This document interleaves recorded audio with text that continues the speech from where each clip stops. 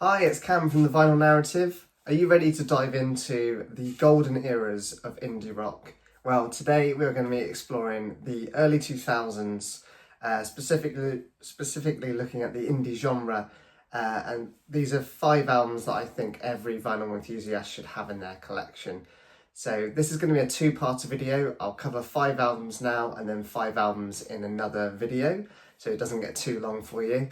We're going to be getting into pressing editions, unique editions, why these albums I think are more than just pure nostalgia. So before we get started, don't forget to like and subscribe, and if you're feeling particularly fruity, hit that bell icon so you don't miss the part 2 of this video. Okay, let's dive in. Okay, so first album up is Interpol's Turn On the Bright Lights. This was released back in 2002 originally, but the edition I've got in my hands is the 2022 Vinyl Me Please edition, which was one of their records of the month. It's pressed on opaque red vinyl across 2 discs, and it was mastered and cut by Barry Grin to Air Mastering, and then pressed at GZ Media over in the Czech Republic. This version, why would I say it's essential? Well, I think it perfectly captures that kind of sound and feeling of the early 2000s in this kind of post 9/11 world, and just amazing soundscapes and a darkness and energy that you kind of feel throughout the whole album. And considering this isn't the best recorded album in the world, I think this edition sounds amazing. It just blows all the others out the water. I've got an OG US copy that still sounds pretty good, but you know, there's still a bit of compression on there. So this version across 2 discs just gives you the headroom that other versions don't have.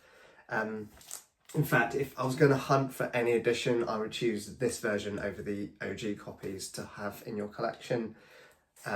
Songs I'd recommend if you haven't heard this record would be NYC, PDA, and Hands Away is another cracking track that just perfectly sums up this album. So there we go. Number 1, Interpol's Turn On the Bright Lights. Okay, up next we have another New York band. So it's Sound of Silver by LCD Soundsystem. This was originally released in 2007, but it's been repressed and reissued multiple times. The copy I've got here is the 2016 edition, which uses new plates from the original copy. It was pressed at Optimal Media, and it's on a gatefold jacket. Nice thick cardstock jacket there. Got the silver foil lettering there on the title. I don't know if that kind of comes up on the video slightly. Just a nice little touch on this record. Why do I think this record is essential? Well, you know, I think it's fair to say that LCD Soundsystem wear their influences on their sleeve, well and truly.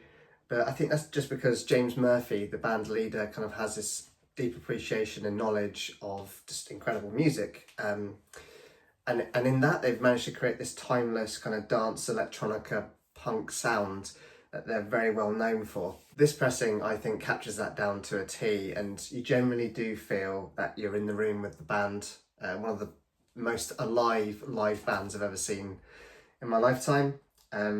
Just a fantastic pressing for a fantastic album. If I'm going to recommend 3 tracks to listen to, I'd say that Someone Great is a fantastic demo track for your system, just in general, and an amazing song with a melody that will stick in your head for days.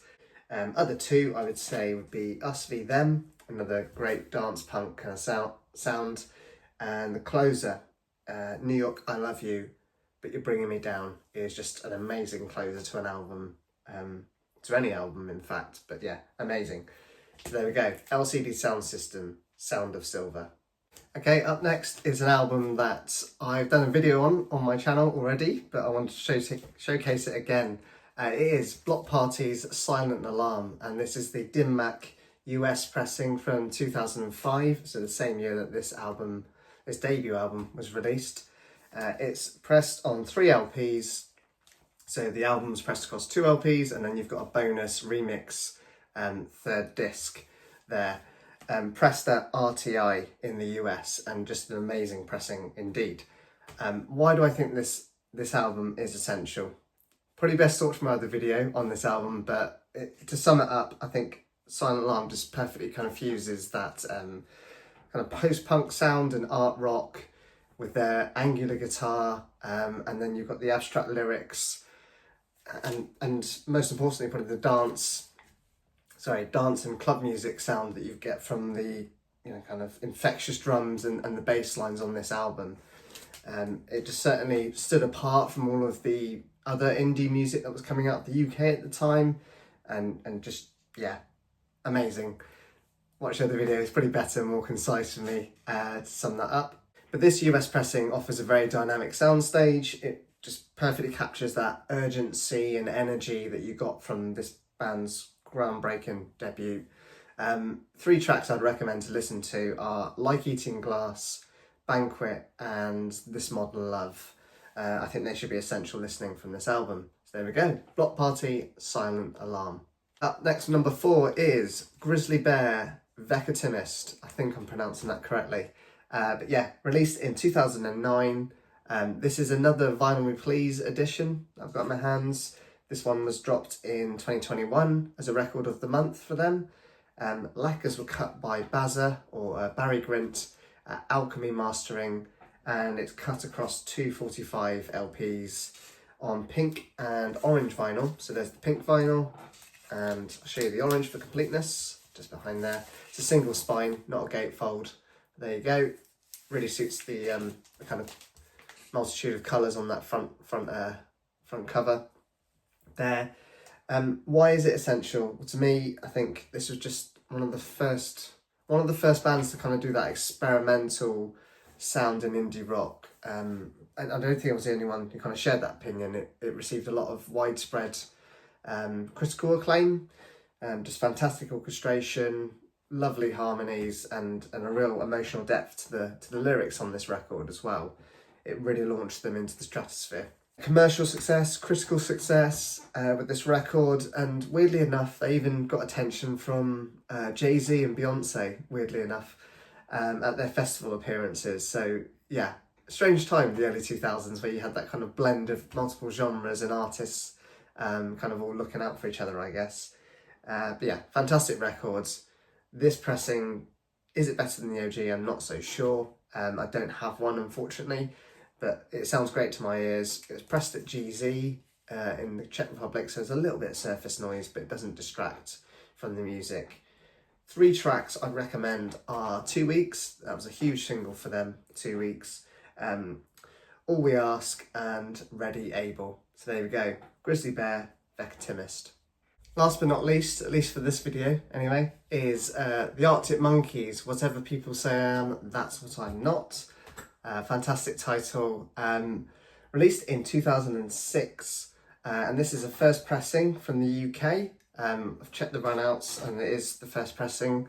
There's a bit of confusion as to whether or not some people have first pressings, because there was another repress done at Optimal Media, but this is the first one.